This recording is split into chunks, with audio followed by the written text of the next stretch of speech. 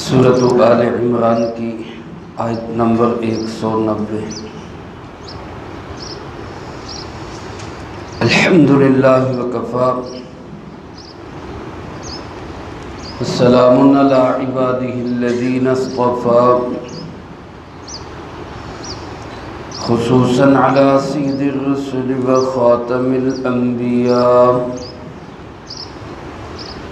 وعلى آلہ واصحابہ الاتقیاء اما بعد فاعوذ باللہ من الشیطان الرجیم بسم اللہ الرحمن الرحیم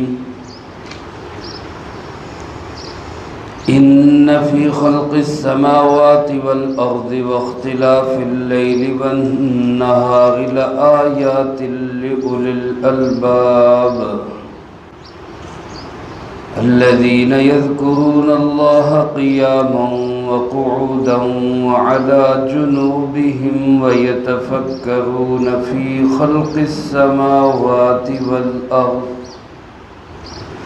ربنا ما خلقت هذا باطلا سبحانك فقنا عذاب النار ان فی خلق السماوات والارض، بے شک آسمان و زمین کے بنانے میں،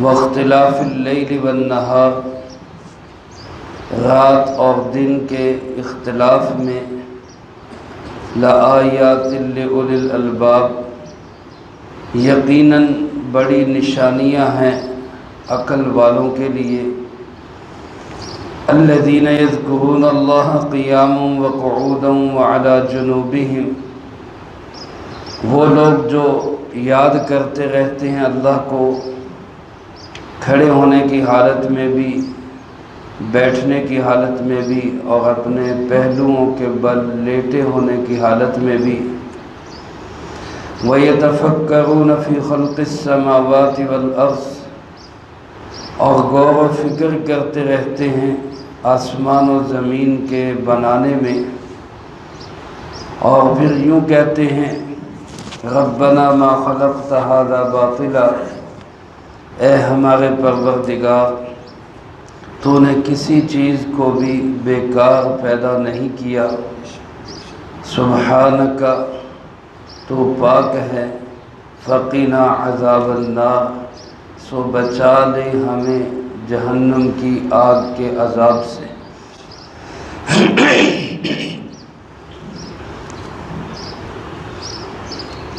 یہ سورۃ آل عمران کا آخری رکوع ہے اور 20واں رکوع ہے۔ اس سورۃ مبارکہ کا آغاز اللہ رب العالمین نے اپنی توحید سے کیا تھا، الف لام میم اللہ لا الہ الا هو الحی القیوم۔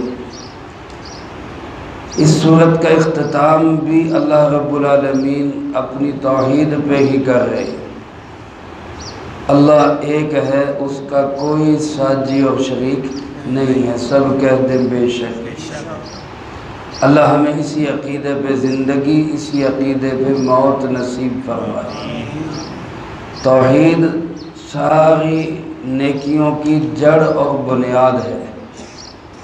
اگر کسی انسان میں ہزاروں لاکھوں نہیں کروڑوں نیکیاں ہوں لیکن اللہ کو ایک نہیں مانتا تو اس کی ساری نیکیاں بیکار اور ضائع ہیں۔ اور اگر کوئی انسان اللہ کی وحدانیت پہ، جناب محمد کریم صلی اللہ علیہ وآلہ وسلم کی ختم نبوت پہ، تمام ایمانیات پہ ایمان اور یقین رکھتا ہے، پھر نیکیوں میں کمی بھی ہوگی، اللہ رب العالمین اپنی رحمت سے، اپنے حبیب صلی اللہ علیہ وسلم کی شفاعت سے انشاءاللہ اس کا بیڑا پار فرما دیں گے۔ اللہ مجھے آپ کو سب کو عقیدہ توحید اور ختم نبوت سے پیار نصیب فرمائے۔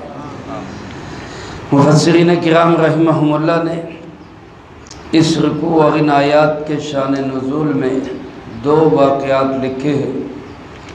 ایک تو یہ کہ مشرکین عرب نے نبی کریم صلی اللہ علیہ وآلہ وسلم سے یہ مطالبہ کیا کہ آپ اگر اللہ کے نبی ہیں تو آپ صفا پہاڑی کو سونے کا بنا دیں۔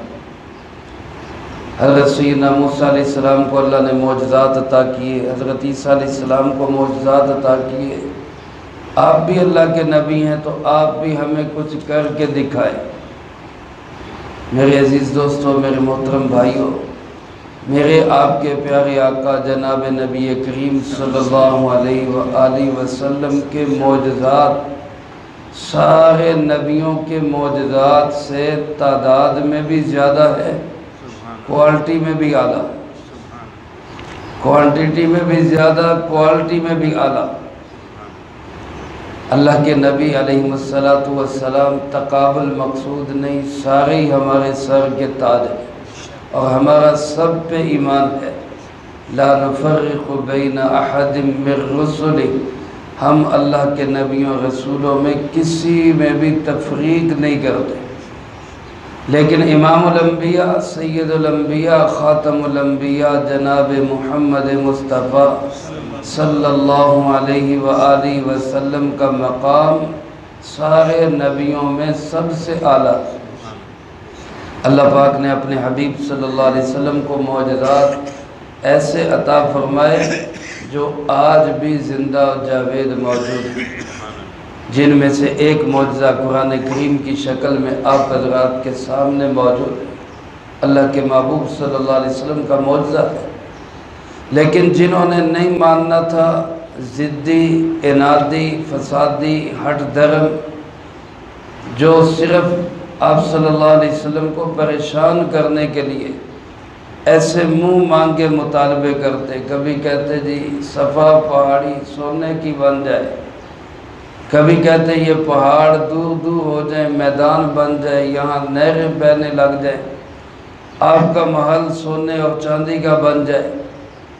اللہ رب العالمین نے اس کا جواب دیتے ہوئے فرمایا، اگر ذرہ سی بھی عقل موجود ہے تو نشانی اور معجزہ دیکھنا چاہتے ہو تو کائنات کے پتے پتے میں اللہ کی قدرت کی نشانیاں موجود ہیں۔ ایک گھاس کا تنکا بھی جو زمین سے نکلتا ہے وہ بھی یہ بتاتا ہے کہ اللہ ایک ہے، اس کا کوئی ساجی اور شریک نہیں۔ ہر گیا ہے کہ از زمین رویت، وحدہ لا شریک لہ گویت۔ گھاس کا ہر تنکا جو زمین سے اگتا ہے وہ یہ صدا لگاتے ہوئے اگتا ہے کہ اللہ ایک ہے، اس کا کوئی ساجی اور شریک نہیں۔ لیکن اگر عقل نہ ہو، سمجھ نہ ہو، سمجھنا چاہتا نہ ہو انسان، ضدی اور انادی ہو، تو اس کو تو پھر جتنے مرضی معجزات دکھا لیں، اس نے تو یہی کہنا ہے کوا سفیدی، میں نہیں مانتا، اس کا کیا علاج ہے؟ تو اللہ پاک نے اس پہ فرمایا کہ زمین و آسمان کی تخلیق میں اور رات اور دن کے آنے جانے میں، بڑھنے گھٹنے میں اللہ کی قدرت کی بڑی نشانیاں ہیں، لیکن لِأُولِي الْأَلْبَابِ، عقل والوں کے لیے، جن کی عقل درست ہو، عقل سلیم ہو، ان کے لیے بڑی نشانی ہے۔ ابن حبان رحمۃ اللہ علیہ نے اپنی صحیح میں اور ابن عساکر رحمۃ اللہ علیہ نے اپنی تاریخ میں یہ حدیث مبارک نقل کی ہے، جس کو حضرت مفتی اعظم پاکستان مفتی محمد شفیع صاحب رحمۃ اللہ علیہ نے معارف القرآن میں درج کیا۔ فرماتے ہیں کہ عطا ابن ابی رباح رحمۃ اللہ علیہ تابعین میں اونچے درجے کے تابعی، وہ اما جان سیدہ عائشہ صدیقہ رضی اللہ تعالیٰ عنہ کے پاس آئے اور ان سے آ کے عرض کی، اما جان حضور کی کوئی عجیب بات سنائے، حضور نبی کریم صلی اللہ علیہ وسلم کی کوئی عجیب بات سنائے۔ حضرت اما جان سیدہ عائشہ صدیقہ رضی اللہ تعالیٰ عنہ فرمانے لگی، سبحان اللہ، حضور کی تو ہر بات ہی نرالی تھی، حضور صلی اللہ علیہ وسلم کی تو ہر بات ہی نرالی تھی۔ تو میں ایک رات میرے پاس تشریف لائے، میں لحاف میں تھی، آپ بھی میرے ساتھ ہی لیٹ گئے۔ پھر کچھ دیر کے بعد فرمایا لے چھوڑ، میں اپنے رب کی عبادت کرتا ہوں۔ آپ صلی اللہ علیہ وسلم اٹھے، وضو فرمایا اور مصلی پہ کھڑے ہو گئے اور دیر تک قیام میں روتے رہے۔ پھر ایسے ہی لمبا رکوع کیا اور دیر تک رکوع میں روتے رہے۔ پھر ایسے ہی لمبا سجدہ کیا اور دیر تک سجدے میں روتے رہے۔ اسی طرح روتے روتے حتیٰ کہ آنسوؤں سے آپ کا سینہ مبارک تر ہو گیا، صبح ہو گئی۔ حضرت بلال رضی اللہ تعالیٰ عنہ نے آ کے دستک دی، صبح کا ٹائم ہو گیا، اذان فجر کا وقت ہو گیا۔ فرماتی میں نے عرض کی اللہ کے محبوب جی صلی اللہ علیہ وسلم، آپ تو بخشے بخشائے ہیں، اللہ نے اعلان فرما دیا لیغفر لک اللہ ما تقدم من ذنبک وما تأخر، آپ کے اگلے پچھلے بالفرض کوئی ہوں بھی صحیح تب بھی ہم نے معاف کر دیے، اول تو ہے ہی نہیں، ہوں بھی صحیح تو ہم نے معاف کر دیے، تو پھر آپ اتنا کیوں روتے ہیں؟ پھر اتنا کیوں روتے ہیں آپ؟ اتنی مشقت کیوں اٹھاتے ہیں؟ تو سرکار دو عالم صلی اللہ علیہ وآلہ وسلم نے ارشاد فرمایا افلا اکون عبدا شکورا، کیا پھر میں اللہ کا شکر گزار بندہ نہ بن؟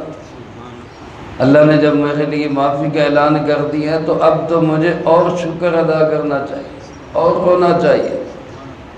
فرمایا میں کیوں اللہ کے سامنے نہ رہوں؟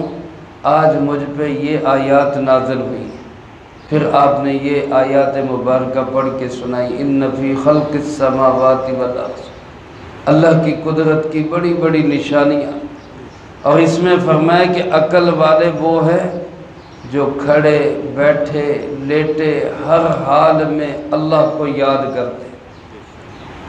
فرمایا ان فی خلق السماوات والارض، آسمان و زمین کی تخلیق میں غور کرو، اللہ پاک نے 7 آسمان بنائے، ہر آسمان دوسرے آسمان سے بڑا، نیچے کوئی ستون نہیں ہے، اوپر سے کوئی ایسی چیز نہیں جس نے ان کو تھاما ہو۔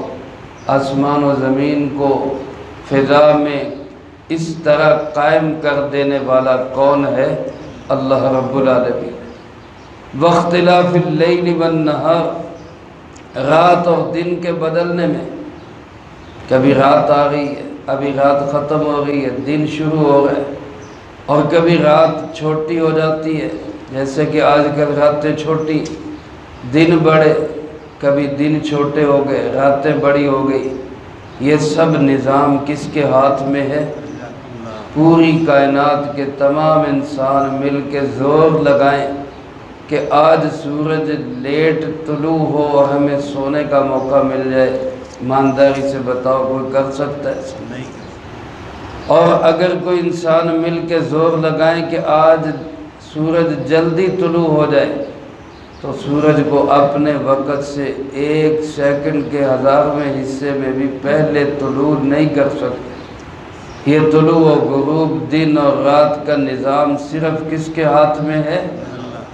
اللہ پاک فرماتے ہیں لآیات لأولی الالباب، اس میں بڑی نشانیاں ہیں، بڑی نشانیاں ہیں، لیکن ان نشانیوں سے فائدہ کون اٹھائے گا؟ وہی جو عقل والے ہوں گے، لأولی الالباب، جن کے اندر عقل ہوگی۔ اب عقل والے کون ہیں؟ ہم سمجھتے ہیں جس نے مال زیادہ کما لیا، ہم سمجھتے ہیں جس نے گاڑیاں زیادہ بنا لی، ہم سمجھتے ہیں جس نے کوٹھیاں زیادہ بنا لی، ہم سمجھتے ہیں جس نے حکومت حاصل کر لی، اقتدار حاصل کر لیا، چلاک اور ہوشیار ہے، یہ عقل والا ہے۔ ہماری نظر میں ہو سکتا ہے یہ عقل والا ہو، سائنسدان عقل والے سمجھتے ہیں ہم، فلاں عقل والے، فلاں عقل والے، لیکن اللہ پاک کس کو فرما رہے؟ عقل والا کون ہے؟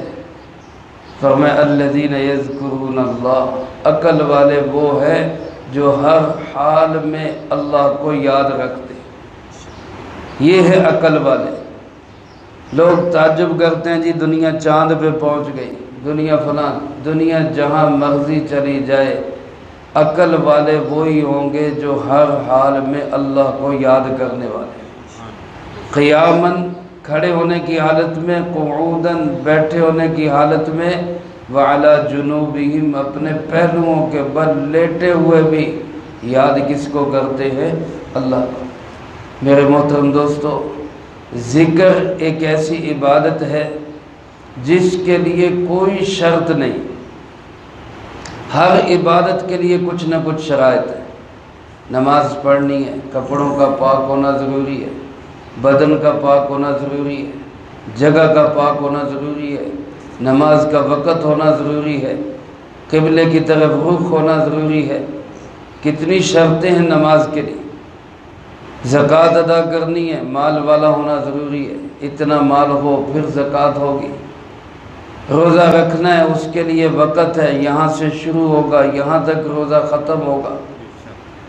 حج کے لیے اور شرائط ہے، یعنی ہر عمل کے لیے کچھ نہ کچھ شرائط، کچھ نہ کچھ نصاب ہے۔